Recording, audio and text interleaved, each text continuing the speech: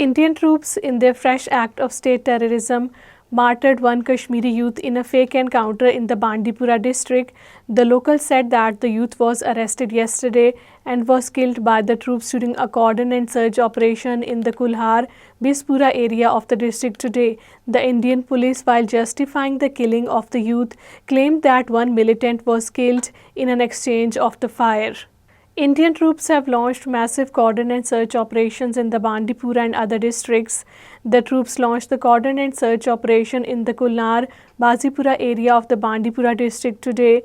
Two Indian troops were critically injured in an attack in the same area. The coordinated search operation were going on till the last reports came in.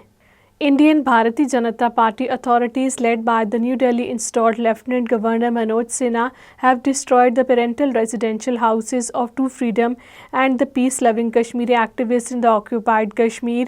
Indian authorities along with the Indian Forces personnel completely destroyed the houses of the parents of the Asif Sheikh at Tral in the Pulwama district and Adil Thokar in the Bij Bihara in Islamabad district of the territory.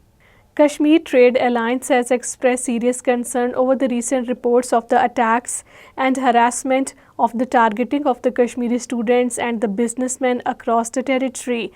The KTA President Ijaz Shahdar in a statement in Srinagar said that Kashmir has always stood firmly against the violence and remains committed to the peace and harmony. The disturbing reports of the Kashmiri students and the residents being threatened and harassed are utterly condemnable.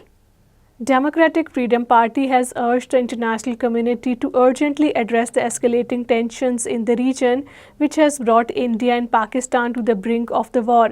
The DFP spokesman Advocate Arshad Iqbal, in a statement issued in Srinagar, expressed serious concern over the war hysteria being created following the Pahalgam incident.